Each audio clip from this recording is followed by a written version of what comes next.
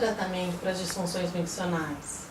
O tratamento ele visa, primeiro, tranquilizar a família e trazer essa criança, né, para próximo da equipe multidisciplinar que vai estar tratando. Quando você mexe com a população pediátrica, é importante que eles se sintam tranquilos, que eles se sintam seguros em conversar com a gente, em se entregar, né, para que nós possamos ajudá-los. Então essas crianças precisam estar interagindo com a gente, tranquilas, se sentindo num ambiente confortável.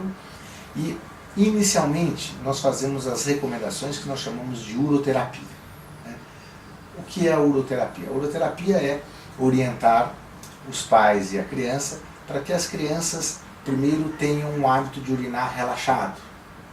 Então nós precisamos orientar os pais para as crianças menores que ainda não tenham um comprimento suficiente para apoiar os pés no chão na hora de urinar, que se coloque uma escadinha para que eles sentem, fiquem nessa posição que eu estou mostrando, com os pés, a planta dos pés apoiadas, essa posição, que tenham um apoio. Muitas vezes o vaso sanitário é grande, eles são pequenininhos, então existem redutores de vaso para que eles não caiam, senão eles ficam se equilibrando no vaso sanitário e não vão, as meninas em especial, não vão urinar de forma relaxada. Então, as meninas precisam sentar em uma posição correta, apoiar a planta dos pés no chão, ter um redutor do vaso para que elas se sintam seguras, e essa posição com o corpo um pouco fletido, com as pernas um pouco afastadas, favorece com que as meninas façam uma micção de forma relaxada. Já os meninos, se eles não têm altura para alcançar o vaso sanitário, eles ficam se equilibrando. Nós precisamos utilizar pinicos ou bacias menores para que eles encostem, fiquem numa posição confortável e relaxada. Ensinar os meninos a baixar a bermudinha, a cueca até embaixo, né, para que eles fiquem livres, e levanta-se a tampa para que eles tenham tranquilidade e tenham o vaso à disposição e na altura adequada.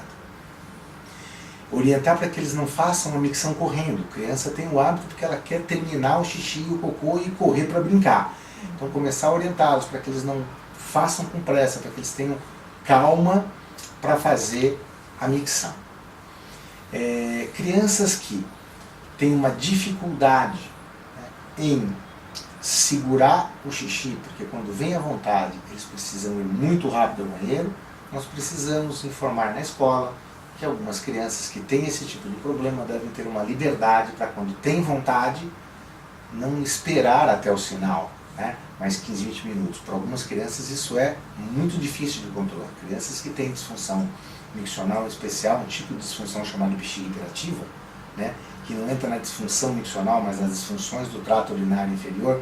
É uma classificação didática, mas essas crianças têm muita dificuldade em segurar. Então, avisar na escola, na educação física, que essas crianças devam ter uma certa liberdade para, assim que tiverem vontade, avisa e saem da aula, né? As crianças que têm dificuldade para coordenar a uretra e a bexiga, elas são muito auxiliadas hoje por um tratamento chamado biofeedback. O que é isso? Biofeedback, na verdade, é uma estratégia onde a gente tenta mostrar para a criança como ela deve fazer para ter uma micção o mais próxima do normal possível. E o que significa isso? Relaxar, a bexiga vai contrair e ela precisa relaxar toda a musculatura do assoalho pélvico ou do períneo. Porque se a bexiga contrair e ela não liberar a uretra, ela não vai esvaziar a bexiga de forma adequada. E esses tratamentos à base do biofeedback são baseados numa estrutura onde você tem esses eletrodos, que são colocados de superfície, ligados a aparelho de eletromiografia, e onde a criança olha numa tela de computador se ela está conseguindo relaxar adequadamente ou não. E existem softwares que quando a criança não está relaxando de forma adequada, de forma lúdica na tela mostra que não é o melhor jeito, né? E aí o fisioterapeuta orienta, olha, você precisa modificar porque essa forma não é a correta. E a criança vai até atingir um padrão onde ela é gratificada por aquilo, com desenhos ou com formas que agradam a criança, mostrando que aquele é o jeito correto de urinar, né? Então, esses aparelhos medem o relaxamento e avaliam também como é o fluxo dessas crianças, né? E elas vão lentamente aprendendo a fazer uma micção com relaxamento adequado. Parece uma coisa muito complexa, mas na verdade não é, né? A criança que tem um distúrbio de esvaziamento, ela basicamente precisa aprender a relaxar e reconhecer a própria musculatura. E isso hoje existem aparelhos que tentam nos auxiliar, né, para que elas tenham um reconhecimento dessa questão de relaxar. E lembrar que 30% dessas crianças que têm esses distúrbios de esvaziamento da bexiga tem também intestino preso, né? E é obrigatório você orientar uma dieta adequada para essas crianças, né?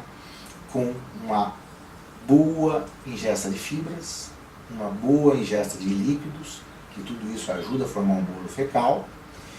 E se com fibras naturais ou até fibras artificiais que nós podemos prescrever, e com uma ingesta de líquidos nós não conseguimos sucesso, podemos lançar a mão de fibras artificiais, de laxativos apropriados, porque nós precisamos corrigir intestino conjuntamente com o tratamento da disfunção miccional, porque senão nós não vamos ter sucesso, né?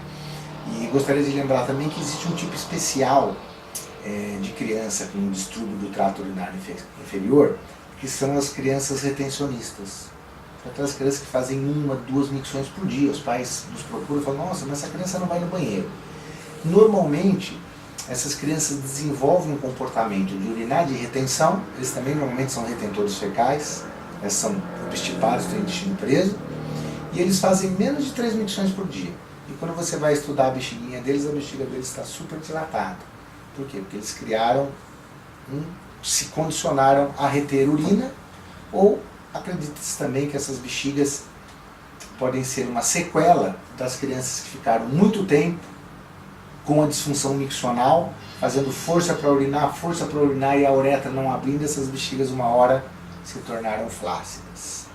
Mas tanto faz se é uma sequela de uma disfunção miccional, ou se foram crianças que criaram um comportamento de segurando, desenvolveram mega bexigas. Essas crianças têm essa característica: vão muito pouco ao banheiro, 1, 2 vezes, 3 ao máximo, e quando urinam mal, com um jato fraco, às vezes os pais observam. E essas crianças também devem ser encaminhadas para tratamento adequado, porque essas bexigas hipotônicas, que antigamente se chamavam de lazy bladder ou bexigas preguiçosas, também podem cursar com infecções urinárias, alterações do trato urinário superior e comprometimento, às vezes, até da função dos rins. Então, veja que o complexo, né, das disfunções do trato urinário inferior em crianças sadias neurologicamente envolvem várias situações que vão de forma reduzida, desde a disfunção miccional de esvaziar, que foi o foco principal do que nós conversamos, né, passa por bexigas preguiçosas ou bexigas hipocontráteis, né, obstipação intestinal super relacionada com tudo isso, e existe também um outro grupo, que são as crianças que têm urgência para urinar.